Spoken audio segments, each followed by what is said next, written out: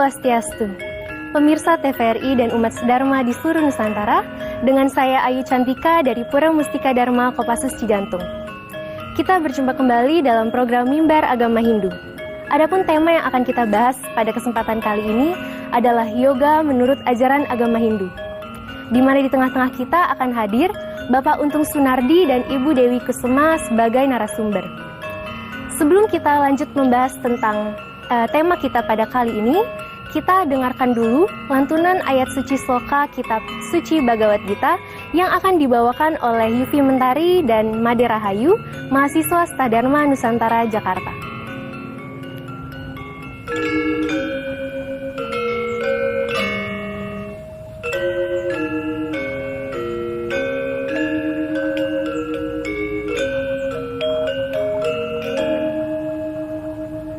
Panganjali.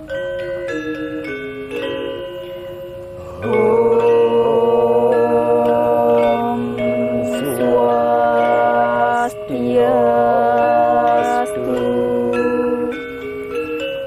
Om Awignamastu. Namo Siddham.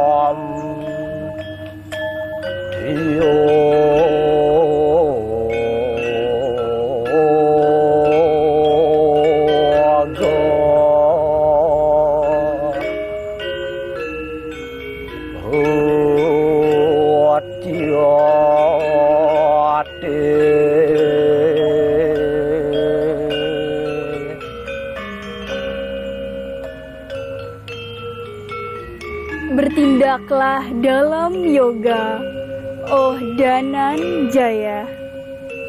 Lepaskan keterikatan dan tetaplah dalam keseimbangan, dalam sukses maupun kegagalan. Keseimbangan batin ini disebut yoga. Bhagavad Gita Adhyaya 2 Sloka 48. Paramasanti.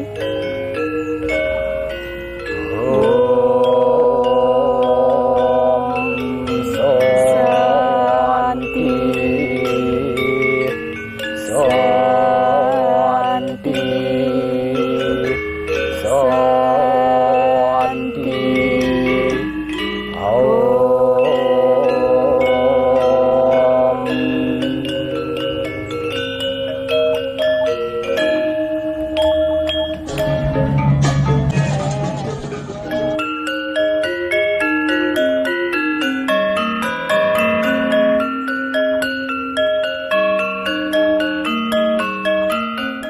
bersama kami dalam program Mimbar Agama Hindu.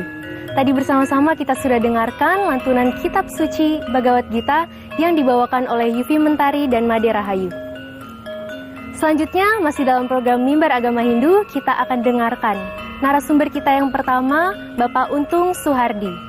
Beliau adalah salah satu dosen dari Sekolah Tinggi Agama Hindu Nusantara, Jakarta.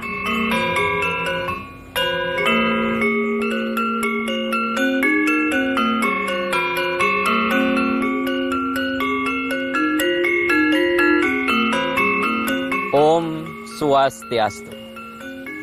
Pemirsa TVRI dimanapun berada, semoga kita selalu keadaan sehat dan diberkati oleh Tuhan Yang Maha Kuasa, Ida Sang Hyang Widiwasa. Pada kesempatan kali ini kita akan membahas tentang yoga sebagai aspek keseimbangan pikiran, jiwa, dan tubuh. Pembahasan ini menjadi hal yang penting di era kehidupan saat ini karena yoga tidak hanya dipelajari oleh umat Hindu saja, namun dipraktikkan juga oleh seluruh umat manusia. Yoga tidak hanya mengusung tentang gerak badan untuk kita tuangkan dalam bentuk senam badan dengan berbagai macam posisi asana. Namun yang lebih penting adalah bagaimana upaya kita untuk menerapkan ajaran-ajaran yoga ini tanpa ada hal batasan apapun. Pemirsa TVRI dimanapun berada, ajaran yoga tertuang dalam sastra Suci Weda, mulai dari kitab Sutra Patanjali, Bhagavad Gita, maupun hal-hal yang ada dalam kitab pendukungnya, misalnya ada dalam kitab Upanishad. Sesuai dengan ajarannya, di dalam Hindu sebetulnya tertuang ada 4 jalan menuju keberadaan Sang Pencipta yang dikenal dengan Catur Marga. Mulai dari Bhakti Marga, terkait dengan bagaimana kita melakukan pengabdian dalam hidup kita. Kedua, Karma Marga, bagaimana kita melakukan perbuatan tanpa pamrih. Ketiga, Jnana Marga, melakukan berbagai macam upaya mempelajari kitab suci. Yang terakhir adalah Raja Marga, melakukan pemusatan pikiran. Konteks yoga di era kehidupan saat ini menjadi pilihan yang sangat ideal bagi seluruh manusia yang sibuk sangat luar biasa. Sehingga yoga di sini digunakan untuk media untuk kita menenangkan diri, untuk kita relaksasi terkait dengan upaya membangkitkan potensi yang ada di dalam diri kita. Pemirsa TVRI dimanapun berada, penerapan dari nilai-nilai yang ada di dalam Weda terkait dengan yoga tidak hanya membicarakan terkait dengan gerakan-gerakan asana saja. Namun bagaimana sebetulnya ajaran Yoga Sutra Patanjali yang menerapkan nilai-nilai Weda? Di dalam Yoga Sutra Patanjali ada 8 langkah ketika kita membicarakan terkait dengan aspek yoga ini. Yang pertama adalah pengendalian dalam bentuk yama, yaitu bagaimana cara kita mengendalikan diri kita secara lahiriah. Kedua adalah niyama, mengendalikan diri kita secara batinnya. Kemudian ada namanya asana, bagaimana mengatur pola sikap kita untuk melakukan yoga. Ada dengan Padmasana, melakukan yang namanya berbagai bentuk posisi dalam yoga, termasuk halnya adalah untuk mengendalikan diri kita dalam kaitannya posisi meditasi. Setelah yama, niyama, asana, kemudian ada pranayama. Kita diminta untuk mengatur pola pernafasan kita. Kita menarik nafas, menahan nafas, kemudian menghembuskan nafas dengan perbandingan menarik nafas sekali, menahan nafasnya 3 kali, hitungan dan menghembuskannya dalam satu hitungan. Itu terkait dengan pola pranayama. Setelah yama, niyama, asana, pranayama, ada dharana. Kita memusatkan terkait dengan meditasi yang kita lakukan. Kemudian dhyana, kita melakukan upaya untuk mulai menyatukan dengan Sang Hyang Pencipta. Sampai halnya naik lagi, ada pratyahara. Sampai halnya dengan yang tertinggi adalah kita melakukan samadhi. 8 tangga inilah yang dalam Yoga Sutra Patanjali dikatakan sebagai langkah dalam kita menerapkan nilai-nilai ajaran yoga dengan sebaik-baiknya. Pemirsa TVRI dimanapun berada, membicarakan dari langkah yoga yang sudah kita sampaikan, bagaimana kita bisa menerapkan nilai-nilai yoga ini dalam kehidupan sehari-hari. Penerapan yang lebih jauh adalah kita akan memulai untuk mengendalikan diri kita. Mulai dari hal awal, yaitu adalah pola pemikiran kita. Terkadang di dalam kehidupan kita sering terkena penyakit SMS. Suka melihat orang susah dan susah melihat orang senang. Ini yang menjadi awal bagaimana kita merusak terkait dengan pola pikiran kita. Oleh karena itulah, yoga memberikan upaya nyata kepada kita bagaimana kita untuk mengajak pikiran kita menjadi hal-hal yang damai untuk diri kita sendiri. Sehingga apa yang kita terapkan di dalam kehidupan kita adalah berawal dari pola pikiran yang positif.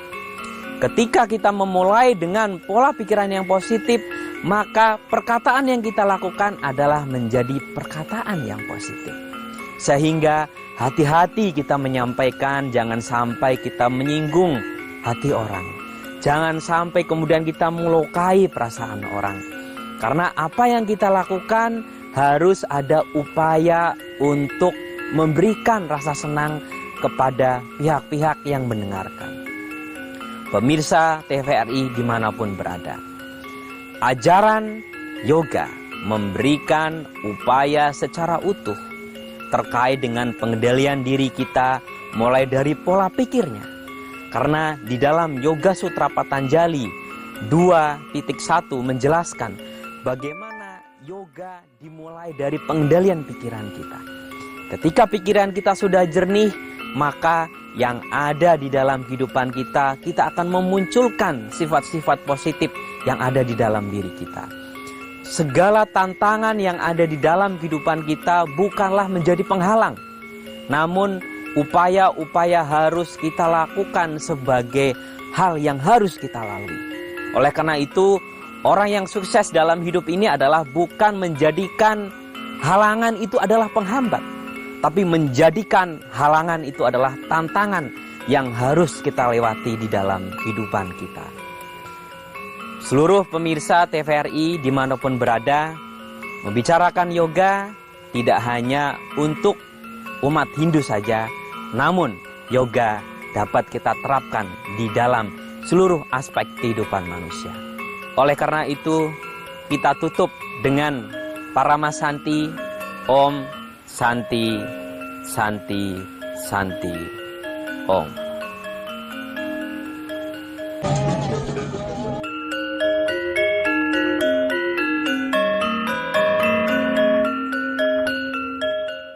Pemirsa TVRI dan seluruh umat sedharma di Nusantara, bersama tadi kita sudah dengarkan penjelasan narasumber kita yang pertama, Bapak Untung Suhardi. Dan di tengah kita bersama sudah ada Ibu Dewi Kusuma.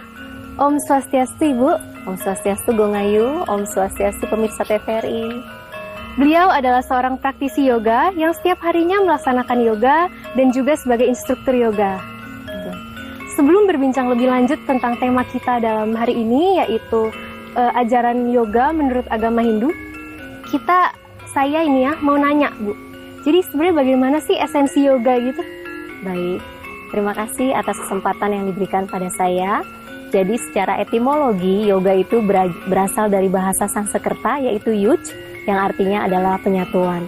Penyatuan di sini adalah penyatuan diri manusia dengan kesadaran ilahi, dan juga bertujuan untuk mencapai pencerahan dan juga untuk mendapat kebahagiaan yang sejati. Dan di sini dapat menyeimbangkan di mana kesehatan tubuh, pikiran, dan juga jiwa kita. Terima kasih Bu Dewi penjelasannya tentang esensi dari yoga itu sendiri. Nah, yoga ini kan dilaksanakan harus setiap hari secara kontinu gitu Bu. Kenapa sih Bu harus seperti itu? Bisa dijelaskan Ibu? Ya, dalam berlatih yoga kita melenturkan namanya otot kita sendiri. Jadi dalam melenturkan dan menguatkan otot itu kita perlu yang namanya muscle memory. Muscle memory nanti membantu kita untuk membuat kita melakukan yoga tanpa harus bekerja keras atau merasa sakit. Biasanya yoga sekali langsung merasa sakit-sakit, kemudian berhenti ya. Jadi lakukanlah yoga setiap hari sehingga kita bisa menciptakan muscle memory tersebut, dan setelah itu tubuh kita akan menjadi lebih lentur, lebih kuat pastinya dengan muscle memory, dan kita mendapatkan manfaat yoga yang luar biasa. Wah, berarti banyak sekali manfaat dari yoga ini ya Bu. Mungkin Pastinya. Ibu bisa sharing lagi untuk saya dan juga pemirsa TVRI. Ada lagi nggak Bu manfaat yoga? Kalau kita berbicara manfaat yoga sangat banyak sekali ya. Kalau bisa dibilang yoga itu adalah sistem kesehatan paripurna, di mana dia tidak hanya menyehatkan tubuh kita, tapi pikiran dan jiwa kita. Jadi dengan melakukan yoga, kita dapat mempertajam pikiran kita, meningkatkan konsentrasi kita, menjauhkan kita dari segala pikiran-pikiran negatif, dan juga kepenatan, di mana sekarang ini ya banyak sekali tuntutan-tuntutan hidup, bahkan kita seperti merasa stres seperti itu. Dengan kegiatan yang luar biasa kita lakukan yoga, kita kembali kepada diri sendiri, lakukan dengan gerakan-gerakan yang simpel saja, itu akan membuat pikiran kita rileks, sehingga kita bisa membuat tidak hanya pikiran yang menjadi lebih sehat, tetapi tubuh dan jiwa pastinya, dan kita pasti bisa menciptakan kebahagiaan dalam diri kita sendiri. Terima kasih Bu Dewi, penjelasannya sangat mantap dan luar biasa mudah dipahami untuk saya dan juga pemirsa TVRI. Nah, tadi saya dengar berarti untuk melaksanakan yoga ini kita mendapatkan kesehatan yang paripurna. Betul. Gitu ya Bu. Nah, sesuai dengan tema yoga kita hari ini, adakah Ibu pernah baca atau Ibu mungkin ketahui yang bisa disebarkan untuk saya dan pemirsa mengenai sumber-sumber sastra terkait yoga ini? Baik, Mohon Ibu. menurut sastra Hindu yang saya baca itu ada di Bhagavad Gita, dijelaskan bagaimana kita penyatuan diri kita dengan Brahman itu dengan cara yoga. Dan saya kutip dari Bhagavad Gita, yoga adalah perjalanan diri kita melalui diri kita menuju diri kita sendiri. Jadi saat beryoga, lakukanlah dengan menyadari bahwa kita sedang bersama diri kita, dan situ adalah jalan kita menuju menyatu dengan Brahman. Wah, bagus sekali Ibu. Terima kasih sudah dijelaskan sumber sastranya. Sangat jelas disampaikan di situ ya Bu ya. Nah Ibu, tadi kan harus setiap hari lakukan yoga itu. Ada nggak sih Bu sebenarnya waktu-waktu tertentu dan terbaik kita untuk melaksanakan yoga setiap harinya? Ada pastinya. Jadi Apa dalam melakukan yoga itu waktu terbaik itu di pagi hari, dimana kita di situ baru bangun tidur, kemudian udara masih segar, pikiran juga masih sangat fresh, sangat mudah sekali untuk menyerap energi-energi positif dari alam semesta.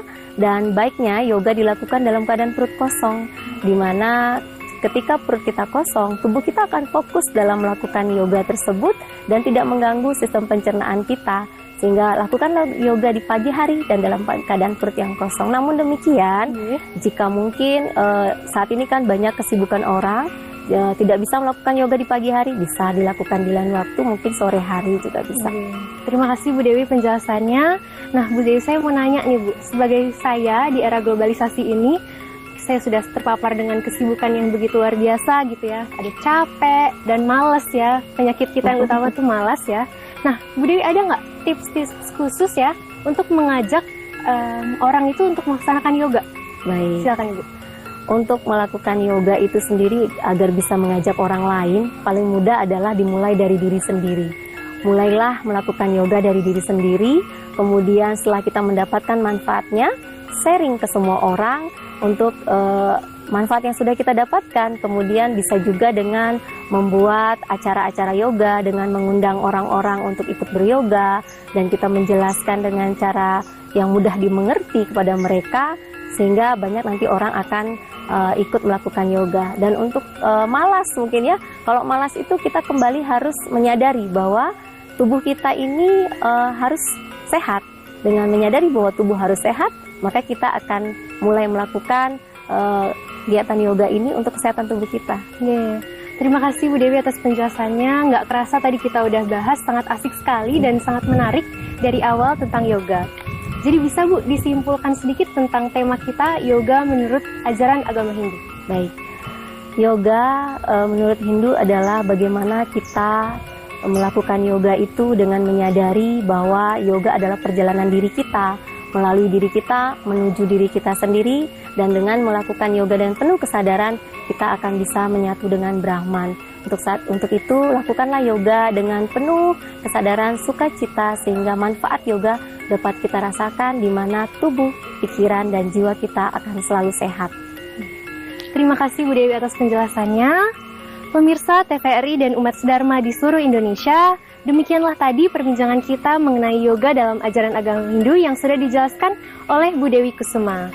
Semoga apa yang menjadi penjelasan beliau dapat kita laksanakan setiap harinya, dan juga semoga kita mencapai kesehatan baik tubuh, pikiran, dan jiwa dalam kita sebagai agama Hindu untuk melaksanakan yoga ini. Dan yang paling penting adalah juga sebagai jalan kita untuk menjadi bersatu dengan Brahman. Mari kita tutup program Mimbar Agama Hindu kali ini dengan para Santi. Om Santi, Santi, Santi, Om.